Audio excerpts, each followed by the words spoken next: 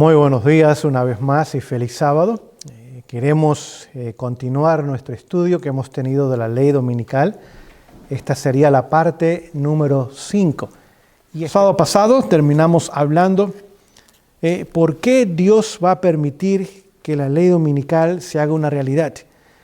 Vemos que la Biblia la llama la abominación desoladora. Es la abominación que trae la desolación al mundo y es la desolación final prácticamente.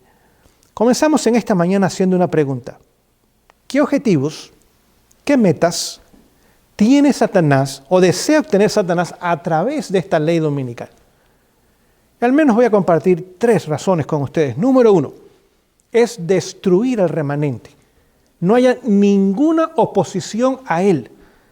Todo el mundo en este planeta esté ahora en armonía con él y siguiéndole a él. Número 2, desea abolir la ley de Dios. Esa ley de Dios es simplemente un reflejo de su carácter. En otras palabras, quiere eliminar a Dios y el carácter maravilloso de Dios para poner en su lugar su propio carácter. Y la tercera razón es que desea establecer por fin su sueño dorado. Y es establecer un gobierno mundial con él a la cabeza sin ninguna oposición y sin ningún concepto o enseñanza de un Dios maravilloso. Ahora, ¿cómo llama la Biblia este proceso? Porque todos tenemos que ir a la palabra de Dios para entenderlo. ¿Cómo lo llama la Biblia? Vamos a leerlo. Vamos a ir a 2 de Tesalonicenses, capítulo 2. La epístola del apóstol Pablo, la segunda epístola del apóstol Pablo a los hermanos en Tesalónica. 2 de Tesalonicenses, capítulo 2, y vamos a leer allá el conocido versículo 7. Dice lo siguiente: porque el misterio de iniquidad, así que la Biblia llama a esta obra de Satanás de establecerse como el único gobernante de este mundo, de abolir la ley de Dios y a Dios en el proceso y no tener ningún ser humano que siga a Dios, sino todos a Él, lo llama el misterio de la iniquidad. La palabra misterio en la Biblia no quiere decir que no se puede entender ni comprender. Lo que da a entender es que es algo tan profundo, algo tan vasto, algo tan impactante, algo tan asombroso, que la Biblia lo describe como un misterio.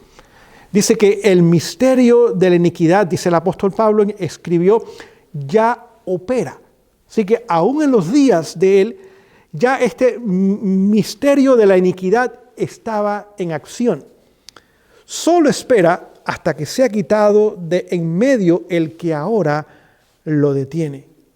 Así que, ¿cómo lo llama la Biblia a este proceso de Satanás de querer establecer un gobierno mundial con él a la cabeza, sin oposición y sin Dios?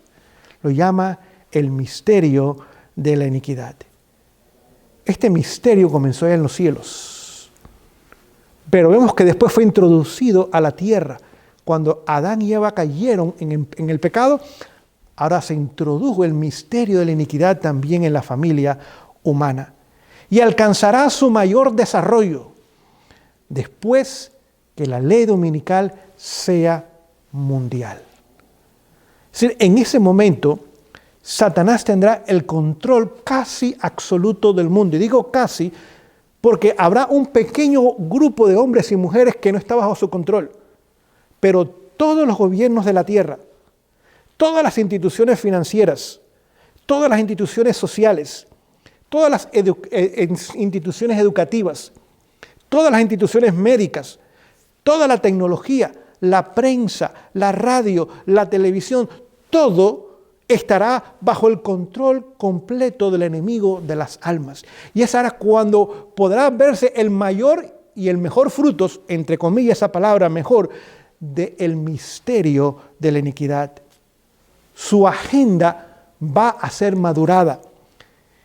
Y vemos que después que una vez el mundo entero haya establecido esta ley, ahora Satanás tendrá la osadía de querer personificar a Jesús en su segunda venida. Se le llama la obra maestra de Satanás. Y es lo que hará como último intento de tratar de engañar, si fuese posible, aún a los escogidos. Debido a esa falsa imitación del regreso de Jesús, ahora el mundo que ya fue engañado, ahora quedará profundamente fascinado por sus encantos, por sus palabras, por sus enseñanzas, por sus obras aún de caridad y de sanidad.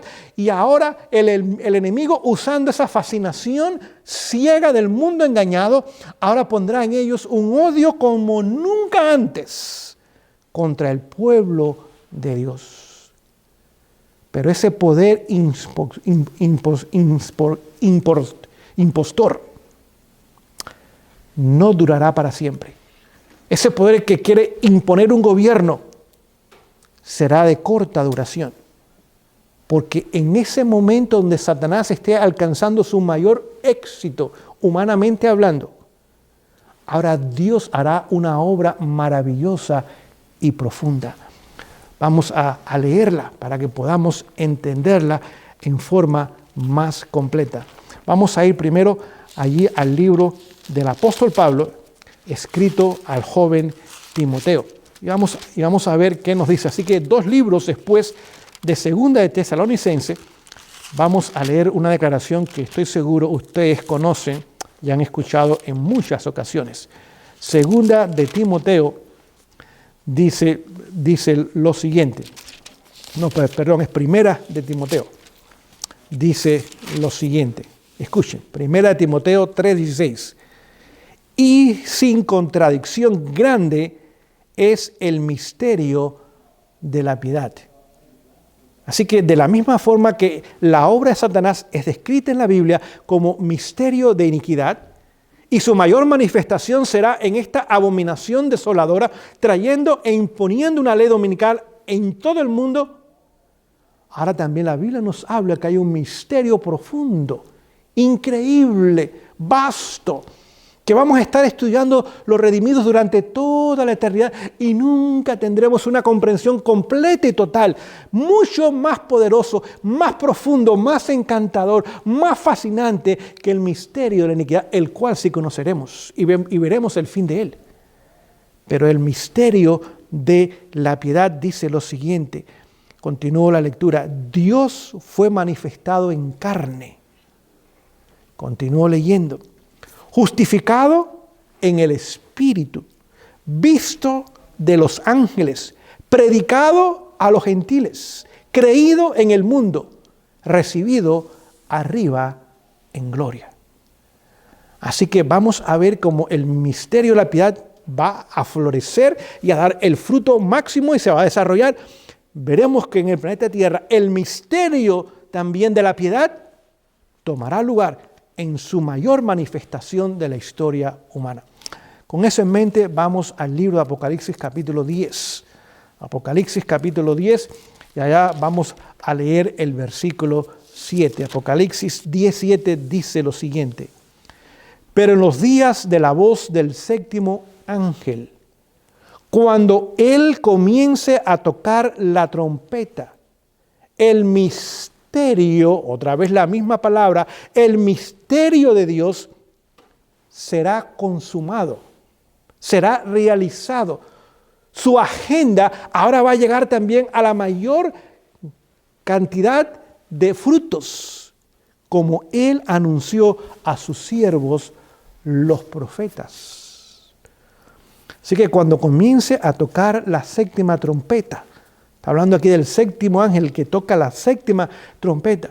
Y si usted lee en los escritos de los pioneros, dice que desde que se comienza a predicar el mensaje de los 3 ángeles, en el otoño del año 1844, la 7ª trompeta ha estado sonando. Y ahora Dios trae a la existencia un movimiento, un grupo, que sale de un chasco, pequeño en sus comienzos, menos de 50 personas, que continúan estudiando sus Biblias y continúan estudiando las profecías y llegan a la comprensión de la verdad del santuario celestial, la obra de Jesús, ahora en el lugar santísimo. Y ahora dice que el misterio de Dios, este misterio de la piedad, ahora se va a manifestar y va a ser consumido durante el tiempo de la séptima trompeta. Vamos a leer otros pasajes más para que podamos entender lo que en esta mañana deseo compartir con ustedes. Vamos al libro de Romanos, capítulo 16. Libro de Romanos, capítulo 16. Y vamos a comenzar a leer en el verso 24. Dice lo siguiente. Dice, la gracia de nuestro Señor Jesucristo sea con todos vosotros. Amén. Aquí está Pablo poniendo la conclusión a su epístola a los romanos. Escuchen el verso 25. Y al que tiene poder para confirmaros según mi evangelio y la predicación de Jesucristo según la revelación del misterio encubierto desde tiempos eternos. Así que este misterio de la piedad es eterno. Este misterio de Dios encargado en la salvación del ser humano y en la revelación de su carácter a través de estos seres humanos, pecadores, caídos, pero ahora redimidos y perfeccionados por su gracia. Este misterio eterno llegará un momento que será consumado y terminado. Pero ahora es hecho manifiesto, es dado a conocer. Y por las escrituras de los profetas, según el mandamiento del Dios eterno, dado a conocer a todas las naciones para obediencia de la fe.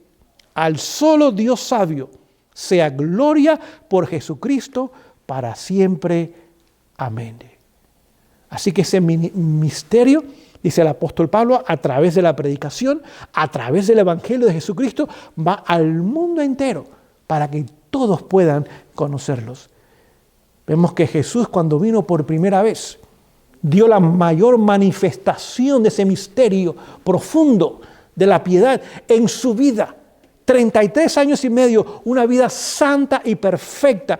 Dios se hace hombre y ese Dios hombre vivió entre nosotros y caminó entre nosotros y mostró la belleza del carácter divino. Pero era una persona. Pero al final de la historia, donde hay muchos más habitantes y la impiedad y la maldad es mayor, ahora Dios hará la misma obra, pero en su pueblo, y será de conocimiento mundial. Vamos a leer en el libro de Colosenses, hay otra declaración que quiero compartir con ustedes. Vamos al libro de Colosenses, capítulo 1. Vamos a leer comenzando en el versículo 26. Colosenses 1, 26 hasta el 29 dice lo siguiente. Escuchen. El misterio que había estado oculto por los siglos. No había necesidad de mostrarlo, porque ese misterio se iba a mostrar ahora en la salvación de la raza rebelde y caída, pero redimida y perfeccionada. Y estuvo oculto por siglos. Continúa diciendo el apóstol, y por generaciones, pero que ahora ha sido manifestado a sus santos. Así que este misterio ahora se revela, se muestra a través de quién, de la vida de sus santos, a quienes Dios quiso dar a conocer las riquezas de la gloria de este misterio entre los gentiles, que es Cristo en vosotros la esperanza de gloria. Así que ese misterio es que la vida que Jesús vivió en este mundo, el carácter que desarrolló en este mundo, ahora viviendo Él en nosotros, a los gentiles, a los no conversos, a los no creyentes, se les revelará también el misterio de Dios en teoría, pero también en práctica. Verso 28. A quienes nosotros predicamos, amonestando a todo hombre y enseñando a todo hombre en toda sabiduría, a fin de presentar perfecto en Cristo Jesús a todo hombre, por lo cual también trabajo, luchando según su poder,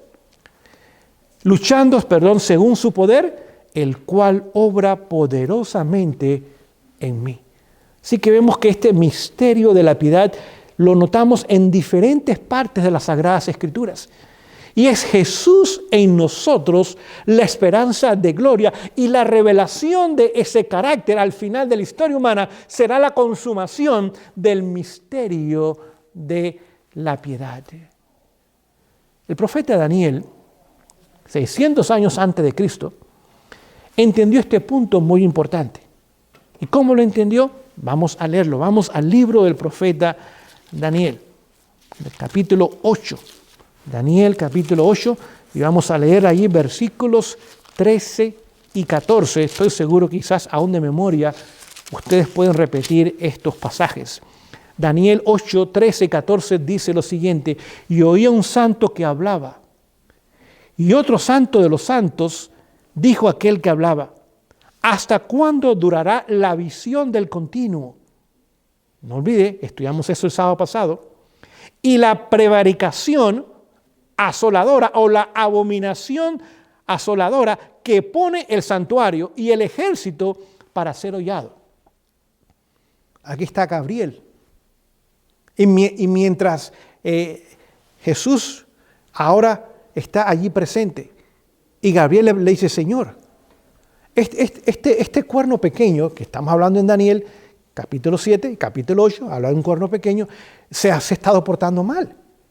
Y la verdad del santuario, de tu ministerio, en el lugar santo, en el lugar santísimo, aún de tu ministerio terrenal, lo ha echado por tierra y lo ha aullado. Y no le permite a la gente entender, y esconde de la gente tan importantes enseñanzas que tienen que ver con su salvación. ¿Por cuánto tiempo vas a permitir que esto tome lugar?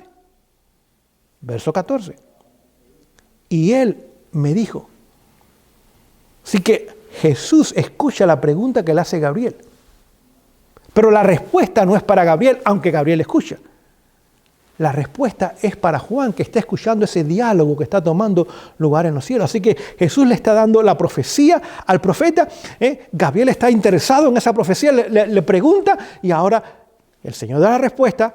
Gabriel le escucha, pero está dirigida al profeta porque es para nosotros. Y él me dijo: hasta 2300 tardes y mañana, y el santuario será purificado. ¿Qué día se purificaba el santuario? Había un día en el año donde se purificaba el santuario. Era el día de la expiación, una vez al año. El sumo sacerdote obraba ahora en el lugar santísimo. Entraba y hacía su obra una vez al año en el lugar santísimo, purificando el templo. Pero antes que el templo fuese purificado, el pueblo tenía que ser purificado. La última obra que se hacía era la purificación del templo. La primera obra que se hacía era la purificación del pueblo.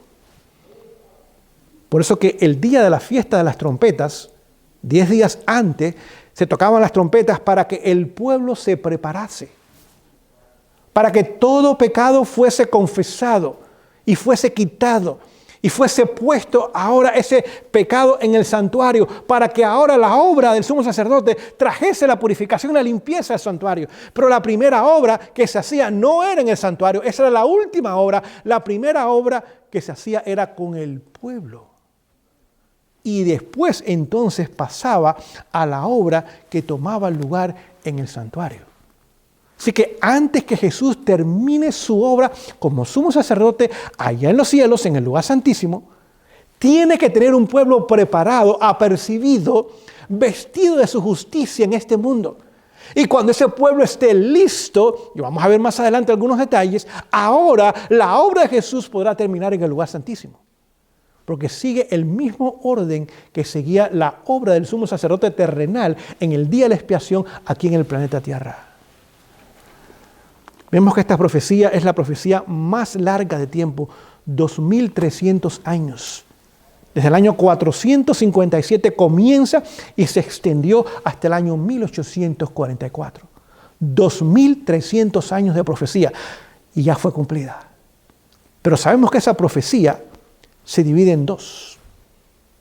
La primera parte la encontramos en el capítulo 9 de Daniel, y no vamos a entrar en mucho estudio en esta mañana, pero ahí están las 70 semanas. Dios le dice, Daniel, a tu pueblo he determinado darle de esos 2300 años de profecía, 490 años de misericordia más, a ver si este pueblo entiende lo que es el misterio de la piedad y entiende la razón de los servicios, de los sacrificios, de las ofrendas, de las fiestas que toman lugar en el santuario. Porque el objetivo no era más sacrificios y más corderos muertos y más sangre derramada. Ese no era el objetivo. El objetivo era exactamente lo opuesto. A medida que el pueblo entendía el plan de salvación, menos sacrificios, menos sangre y más santidad, más pureza y mayor victoria sobre el pecado. Pero el pueblo no había entendido eso. Se conformaba con los ritos y las ceremonias y el santuario y su uso, sin darse cuenta que ese misterio de la piedad necesitaba impactar sus vidas, no tan solo los ritos del santuario. Daniel capítulo 9 nos habla de lo que Dios esperaba que su pueblo Israel, el pueblo escogido de Dios de antaño, hiciese en aquellos 490 años más de misericordia. Vamos a Daniel capítulo 9, verso 24, dice lo siguiente: 70 semanas están determinadas sobre tu pueblo. Así que vamos, dice, voy a cortar, la palabra ahí es cortar, de esta profecía de 2300 años, Dios iba a cortar 70 semanas o 490 años. 70 semanas por 7 es 490, en caso que usted pregunte cuál es el origen de ese número 490. Dice, y sobre tu santa ciudad, y escuche, para acabar la prevaricación y concluir, poner fin al pecado, expiar la iniquidad, y continúa diciendo, y para traer la justicia eterna y sellar la visión y la profecía y ungir al santo de los santos. Dios esperaba que a más tardar para el año 34, porque las 70 semanas terminan en el año 34, el pueblo de Dios de antaño, pueblo de Israel, entendiese que el objetivo de este tiempo de misericordia, el propósito de Dios en el servicio del santuario, en las enseñanzas del santuario, el propósito de Dios en el sacerdocio que tomaba lugar allí, le ayudase al pueblo a entender que el plan de Dios era que hubiera victoria sobre el pecado, la separación del pecado de su pueblo, y un pueblo santo, perfecto, un pueblo que ahora pudiese sellar, como acabamos de leer, un pueblo que pudiese ahora ser ungido, y un pueblo que ahora pudiese mostrar esa justicia eterna en sus propias vidas. Lamentablemente, los judíos fracasaron. Aun cuando Jesús vino, y no olvide, Jesús comienza su ministerio la última semana de esas 70 semanas, la última, quedaban 7 años. Y comienza su ministerio en el año 27. Y cuando comienza su ministerio dice que el Señor me ha ungido a mí para traer buenas nuevas. ¿Qué palabra significa buenas nuevas? El Evangelio. Sanar a los quebrantados, sanar a los enfermos, resucitar muertos, traer buenas noticias. Es decir, traer por fin un conocimiento completo y total con mi vida y con mis palabras de ese maravilloso misterio de la piedad. Y el pueblo pudiese entender. Pero el pueblo no lo entendió. Póngase a pensar, el pueblo lo llamó Belcebú. Belcebú era el príncipe de los demonios. Dice, no, tú obras por Belcebú. El pueblo escogió a Barrabás, un ladrón, un homicida, y condenó a Jesús a muerte. El pueblo escogió a César, un pagano, que no tenía ningún interés en el pueblo de Dios, ni interés en Dios, en vez de escoger a Jesús como su rey. Eso pasó lugar en el año 31. A pesar de 1500 años que ya era el pueblo de Dios, el pueblo nunca entendió cuál era el propósito del Evangelio de Dios a favor de su pueblo. En el año 34, Esteban es apedreado. Y de esa forma ponen fin al último momento de misericordia para la nación como pueblo escogido. Y ahora termina el tiempo de Dios señalado a favor de esa nación como su pueblo especial y escogido. Ahora el Evangelio pasa al mundo entero, va a los gentiles. Y no tan solo a la nación judía. Vemos que ahora este misterio de la piedad irá a toda nación, tribu, lengua y pueblo. Y Dios tendrá en todos esos lugares al menos un representante de lo que el Evangelio, las buenas nuevas, el misterio de la piedad puede, quiere y desea hacer en cada uno de nosotros. Vamos a Apocalipsis para que veamos que Dios tiene la respuesta al misterio de la iniquidad. Tiene la respuesta a la abominación desoladora. ¿Cuál es la respuesta de Dios a esa abominación desoladora? ¿Cuál es la respuesta de Dios a la ley dominical? Leamos Apocalipsis 14, versículo 1.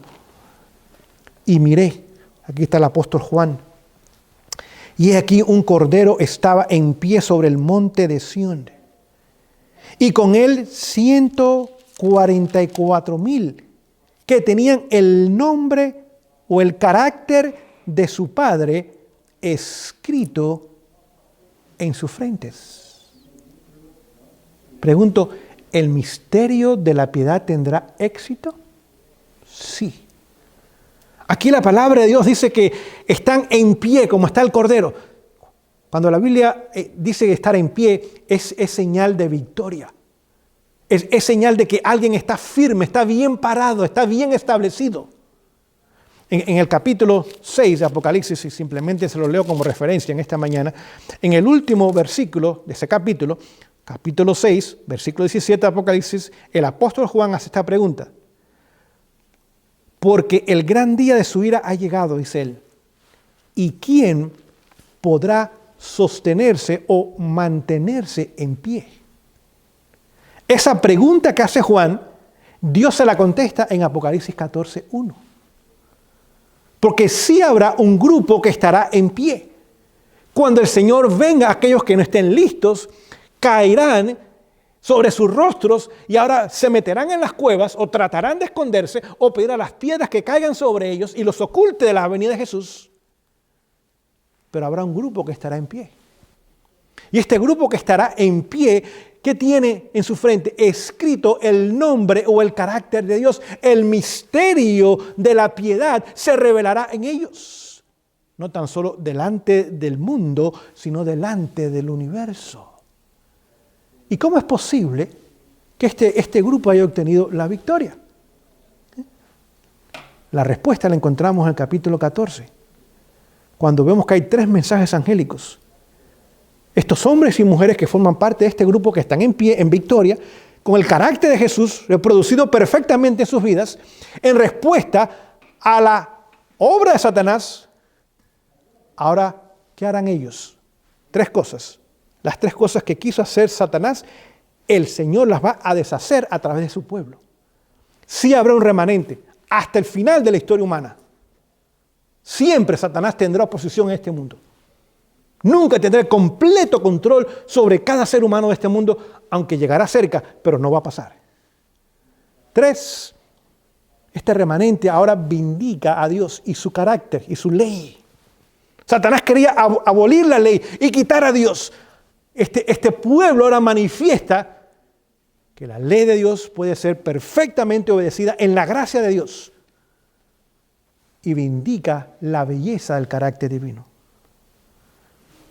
Y lo 3 es que pone fin al intento de Satanás como impostor de ser el gobernante de este mundo. Esa manifestación de la piedad, del misterio de la piedad en el pueblo de Dios al final de la historia humana, traerá como resultado que Satanás no tendrá ninguna excusa para la desobediencia, la deslealtad, la infidelidad y la rebelión. Y demostrará claramente a Dios que aún seres humanos pecadores, como somos nosotros, por la gracia de Dios podemos ser completamente restaurados y aún la imagen de Dios será restaurada en nosotros como la tuvo Adán y Eva en sus comienzos. Y eso pondrá fin completamente al intento de usurpar el control y el gobierno del mundo entero en las manos de Satanás. Sigamos la lectura, Apocalipsis 14, versos 4 y 5.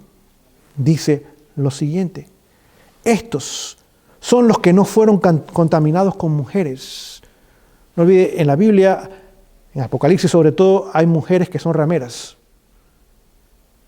Iglesias que regresaron a la apostasía. Las iglesias de la Reforma que fueron establecidas eventualmente regresan otra vez a la apostasía con su madre, la gran ramera. Estos salieron de esas iglesias, de esas enseñanzas falsas, de esas tradiciones, de esos conceptos incorrectos. Porque son vírgenes, hay pureza en sus vidas. Estos son los que siguen al Cordero por donde quiera que Él va. Estos fueron redimidos de entre los hombres por primicias para Dios y para el Cordero. Y en sus bocas no fue hallado engaño, porque ellos son sin mácula delante del trono de Dios. ¿Quién no se encontró en sus bocas? Engaño. Dice la palabra que de la abundancia del corazón habla la boca. Corazón regenerado. Mente espiritual, mente, pensamientos, corazón, sentimientos, ¿qué forman? Carácter. Sin mácula. No es que siempre fueron perfectos, pero llegó el momento en sus vidas donde la obra de Dios fue completamente terminada en ellos. Aprendieron a someterse completamente a la voluntad de Dios y comenzaron a cooperar completamente con el plan de Dios para ellos. Y el Señor los llevó a una experiencia de victoria permanente sobre el pecado. Y ahora están delante del trono de Dios sin máculas. Note, esa palabra está en singular. Ni un pecado hay en ellos ya. Todos fueron perdonados, todos fueron borrados y todos fueron conquistados. Delante del trono de Dios. En el mismo capítulo 14, donde estamos, vamos a leer el versículo 14. Versículo 14 dice lo siguiente: y miré, otra vez el apóstol Juan, y aquí una nube blanca, y sobre la nube uno sentado semejante al Hijo del Hombre, referencia a Jesús, que tenía en su cabeza una corona de oro. Porque ahora viene como Rey de Reyes y Señor de Señores, porque es lo que es. Y en su mano, ¿qué tiene? Una hoz aguda o afilada. ¿Para qué se usaba ese instrumento antiguamente en los días de Juan? Para cosechar. ¿Y qué se cosecha? Lo que está maduro. Usted no corta fruta verde. Usted no corta alimentos que no están listos ni preparados, que están apenas comenzando a salir, o que están todavía verdes, o están aún pintones. No, usted corta el fruto o usted cosecha ahora algo cuando está listo, cuando está maduro. Es decir, cuando Jesús venga, viene como Rey de Reyes y Señor de Señores, pero viene como campesino. Y viene a hacer, ¿qué cosa? Una cosecha. Tiene que haber cosecha madura. Tiene que haber fruto maduro. Tiene que haber gente preparadas y apercibidas para que Él pueda ahora usar la hoz y hacer la cosecha del planeta Tierra. Es lo que estamos viendo ahora, la respuesta de Dios a la maldad de Satanás al final de la historia humana. A la imposición ahora de querer establecerse como gobernante, de alterar la ley de Dios y obligar a todos a guardar esa ley. Va a hacer que el misterio de Dios se reproducirá y se verá en la vida de aquellos que le siguen y que le aman y que están unidos con Él. Continúa la lectura. Y otro ángel salió del templo, clamando en alta voz al que estaba sentado sobre la hoz: mete tu hoz, y escuchen, y ciega. Está lista, el fruto está listo, el grano está listo, porque la hora de cegar te es venida, porque la mies de la tierra está madura.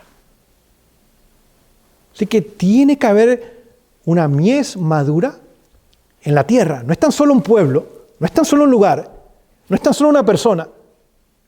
Toda nación, tribu, lengua y pueblo que esté madura. Si usted continuara leyendo, vamos a ver que hay una segunda cosecha. Porque aún los perdidos están maduros. Pero en vez de ser mies, son uvas.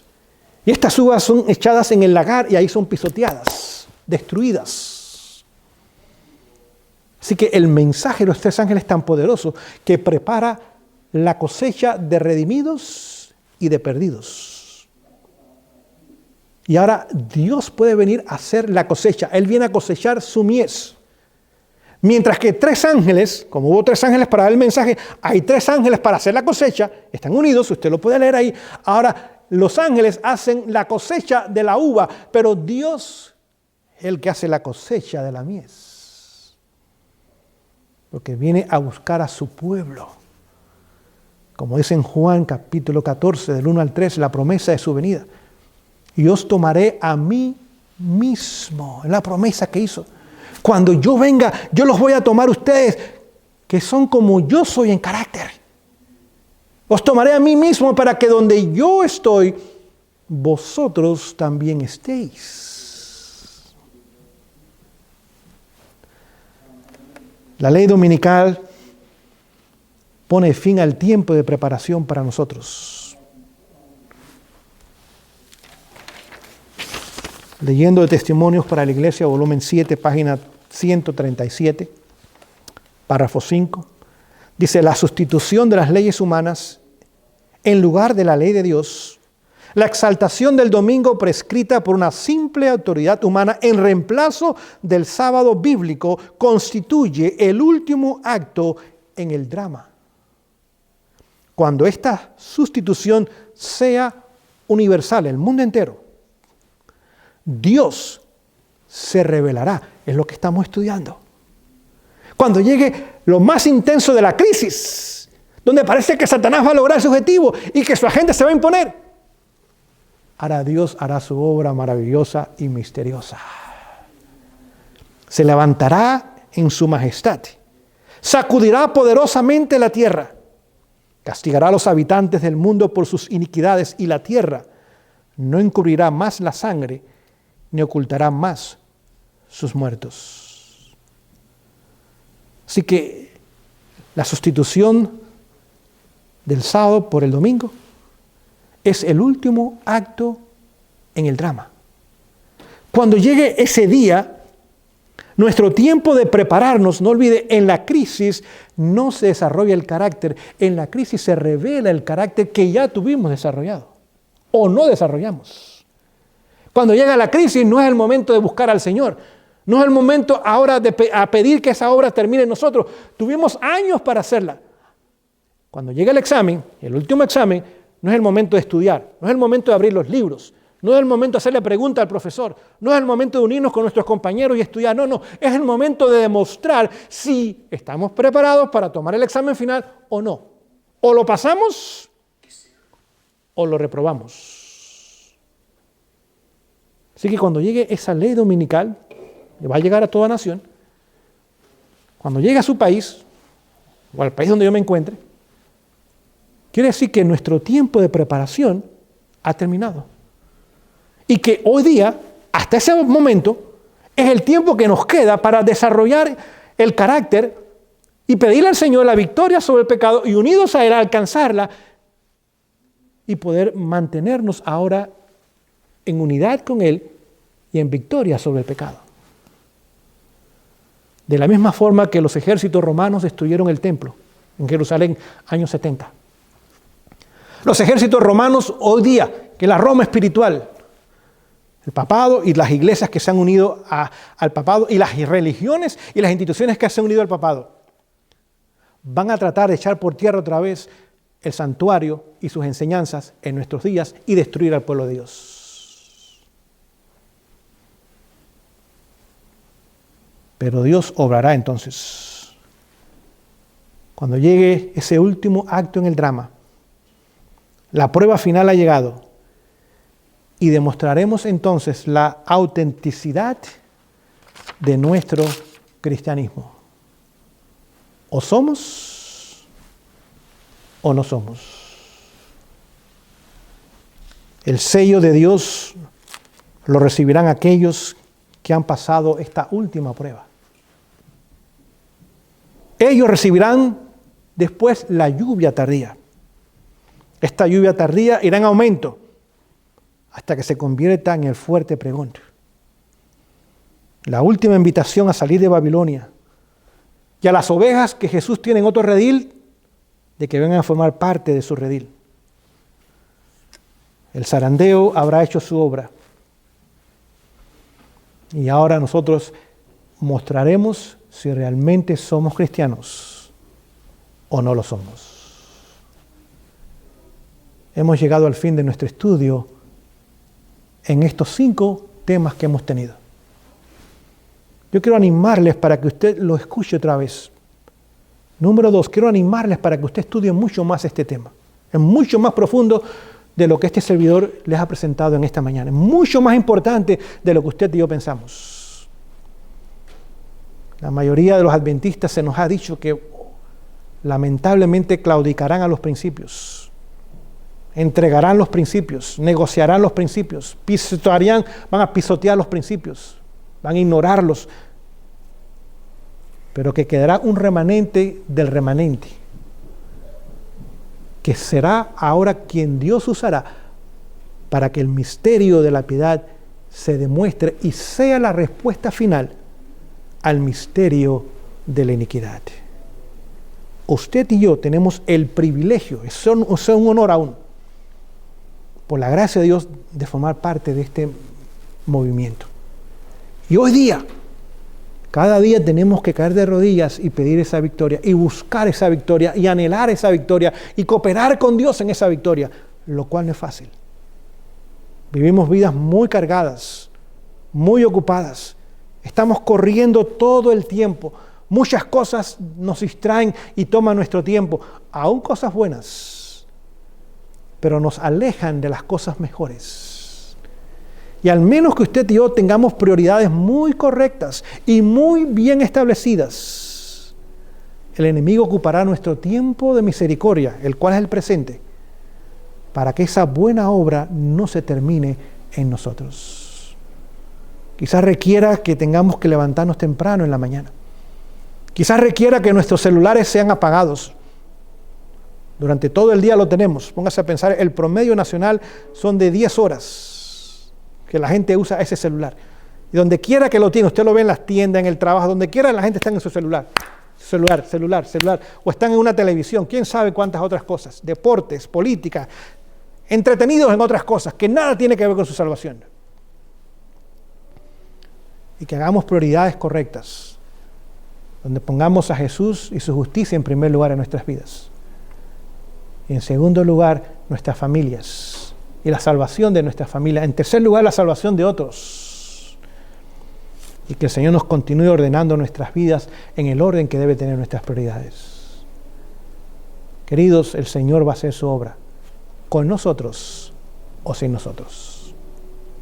Que usted y yo podamos decir que sí cada día y cada momento del día a su obra. Y Él pueda contar con nosotros para terminar la obra y poner fin a la tragedia del pecado y al gobierno de Satanás. Que el Señor nos bendiga en esta mañana. Rica y abundantemente, pueblo de Dios, despertemos. Entendamos este mensaje que es de suma importancia. Y podamos darnos cuenta que en nuestros días el Señor vendrá lo más seguro. Y que en nuestros días veremos el cumplimiento de estas palabras. Y que en usted y en mí se cumpla esa obra. Les invito de rodillas a terminar con la oración de esta mañana.